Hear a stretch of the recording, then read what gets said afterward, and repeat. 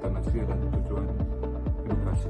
Dalam kehidupan manusia, sakit dan penderitaan adalah realitas yang ada, yang tidak dapat dihindari. Dalam situasi penyakit atau terminal, pasien dan keluarga sering mengalami ketakutan, kelelahan, bahkan keputusasaan.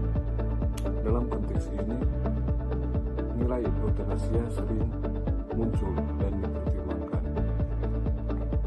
Euthanasia kerap dianggap sebagai jalan keluar untuk mengakhiri penderitaan.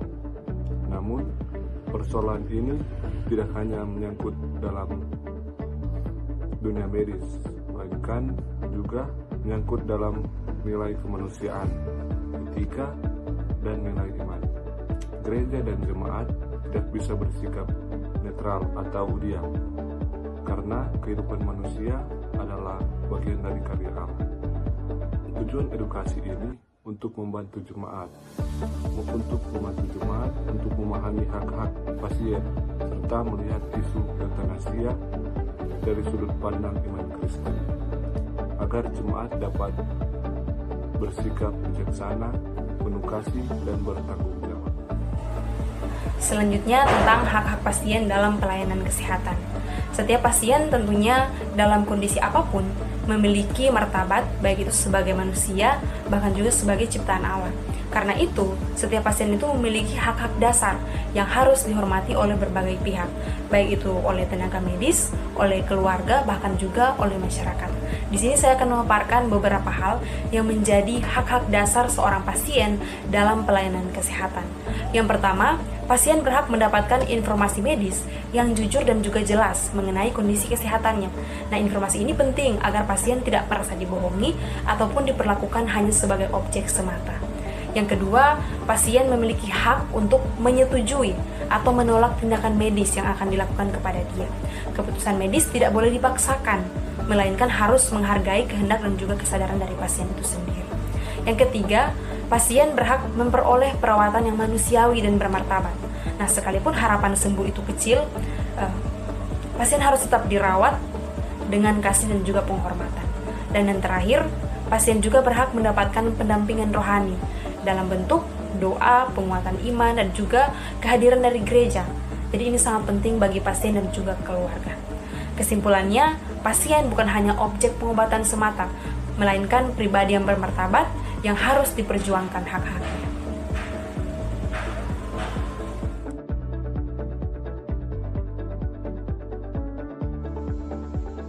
Selanjutnya, memahami euthanasia secara singkat dan kontekstual.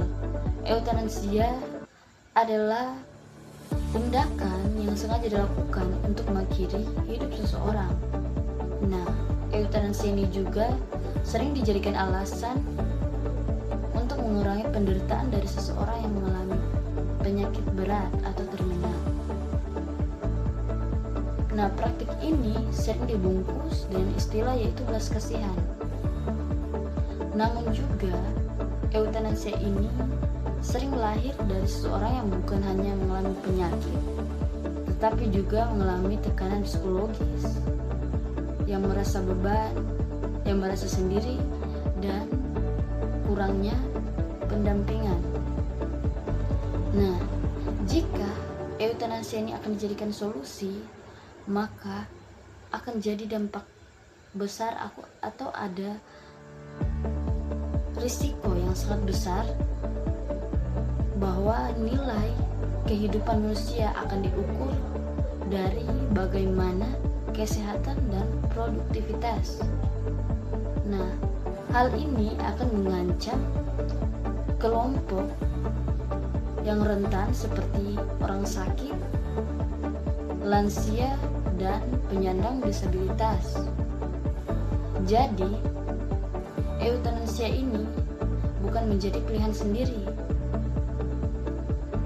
namun memiliki dampak moral dan sosial yang sangat luas. Jadi pesan utama, belas kasihan tidak selalu mengakhiri hidup. Selanjutnya kita masuk dalam pembahasan poin berikut, yaitu pandangan teologi Kristen terhadap euthanasia. Jadi iman Kristen memandang bahwa kehidupan adalah anugerah yang kudus dari Allah. Sehingga juga dalam kitab Kejadian mencatat bahwa manusia diciptakan sesuai gambar dan rupa Allah. Artinya manusia memiliki nilai kehidupan yang sangat berharga. Dalam kitab Ayub juga mencatat bahwa Tuhan yang memberi dan Tuhan yang mengambil. Artinya manusia tidak boleh melangkahi kehendak Tuhan. Kehidupan dan kematian ada dalam genggaman Tuhan. Selanjutnya kita melihat bahwa penderitaan manusia haruslah dijalani. Dalam kitab Roma mencatat bahwa Allah hadir dalam setiap penderitaan.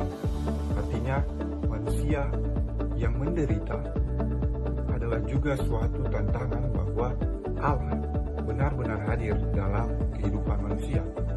Sehingga mengenai eutanasia ini, gereja secara tegas menolak bunuh diri yang baik atau eutanasia ini, karena melanggar kehendak Allah, mendahului dan melangkahi apa yang telah ditetapkan Allah. Kemudian sikap gereja dan tanggung jawab jemaat. Penolakan terhadap eutanasia tidak berarti membiarkan pasien menderita. Gereja justru dipanggil untuk menghadirkan kasih Allah melalui pendampingan yang nyata.